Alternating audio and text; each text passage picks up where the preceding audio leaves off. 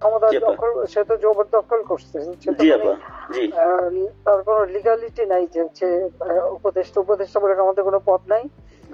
যেভাবে সে ক্ষমতা গেছে এটা তো মানে মানুষ খুন করে মেরে একটা সিচুয়েশন তৈরি করে তারপরে তো সে ক্ষমতায় গেল।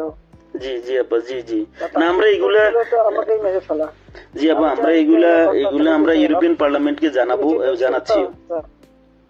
আর তাছাড়া আমি তো পদত্যাগ করি নাই। জি আপা। আপা সবচেয়ে বড় কথা হচ্ছে যে আমাদের কনস্টিটিউশনের আর্টিকেল 57 অনুযায়ী যেভাবে পদত্যাগ করতে হয়, জি আপা, আমার কিন্তু সেভাবে পদত্যাগ করা হয়নি। সে কিন্তু ওই জন্য 6 তারিখে জায়গায় 5 তারিখে নিয়ে আসলো। জি। আর 5 তারিখে নিয়ে আসার ফলে আমার পক্ষে তখন এমন ভাবে চারিদিকে লোক, আমি দেখলাম যে এখন যদি ফায়ার ওপেন করে আমার এখানে সিকিউরিটি, তাহলে শত শত লোকের লাশ পড়বে। জি আপা, জি। লাশ ফেলে আমি ক্ষমতা থাকতে চাই না। কিন্তু যখন এমন একটা সিচুয়েশন হয়ে গেল যে আমার সিকিউরিটি যাওয়া এগুলো বাধ্য হয়ে তখন আমাকে সরে যেতে হলো গণভবন থেকে, যার ফলে আমার বঙ্গভবনে যে মহামান্য রাষ্ট্রপতির কাছে আমার পদত্যাগপত্র জমা আমি দেইনি। জি আপা। কাজে আমার কিন্তু পদত্যাগ হয়নি। আমি কিন্তু এখনো বাংলাদেশের constitutional prime minister, elected prime minister. জি আপা।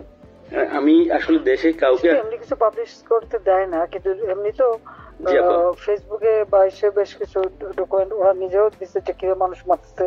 জি জি আপা, জি জি আপা, আছে। জি জি আপা। চুল জীবন থেকে নিয়ে নেওয়া যায়। আমি আপা ওই যে তো থাকার কথা। জি আপা, জি আপা। আমি আপা ওই যে মানে এখানে যে ইন্ডিয়ান অ্যাম্বাসেডর আছে আমাদের ডক্টর মাসুদ আছে নিউ ইয়র্কে। জি আপা।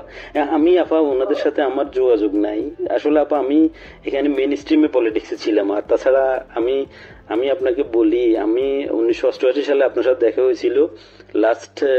তখন আমাদের ওই যে আমার বাড়ি আপা ওই যে নোয়াখালী সোনাইমুড়িতে, আমি সোনাইমুড়ি থানা সাবডিভিশন সেক্রেটারি ছিলাম।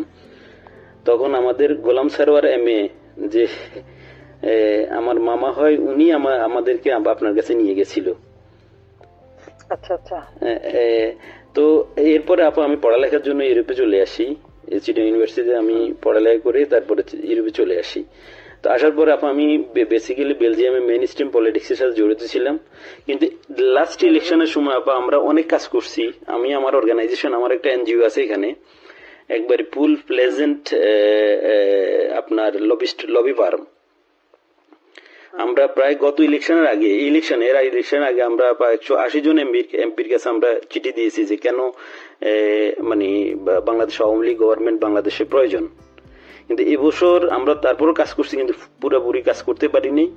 আর আসলে কারোর সাথে তেমন কেউ আমাদেরকে, ইভেন আমাদের যে এখানে প্রেজেন্ট অ্যাম্বাসেডর, আমি অনেকবার কথা বলার চেষ্টা করছি, উনি কখনোই আমাদেরকে অ্যাপয়েন্টমেন্ট দিত না।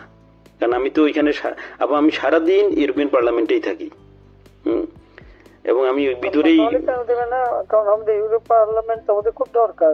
আব্বা আমি আমার এই আগামী মাসের প্রথম সপ্তাহে আমরা কনফারেন্স করব। আমি সিদ্দিক ভাইকে অন্যভাবে, সিদ্দিক ভাইয়ের সাথে আমার সরাসরি কথা হয়নি। আমার একজন খুব বেশি সুস্থ না, সে খুব বেশি নড়তে চড়তে পারে না। জি আপা, জি। এখন আপা কার সাথে যোগাযোগ করব সেটা হলো কথা। আমি চাচ্ছি না যে বেলজিয়াম আওয়ামী লীগের তো নেতৃবৃন্দ আছে, ওদের সাথে কথা বললে ওরাই তো অনেক কিছু দিতে পারবে। ওরা আসলে আমি বলছিলাম যে আমি শহীদ ভাইকে বলছি, আমি রতন ভাইকে বলছি, জাহাঙ্গীর চৌধুরী রতন ভাইকে বলছি যে আপনারা আমায় কিছু ডকুমেন্টস, আমি নিজেই ডকুমেন্টস তৈরি করে দিয়েছি। তারা আরো চায়, যেমন কিছু এমএপি আমাদের বন্ধু বান্ধব আছে, খুব মানে অনেক ভালো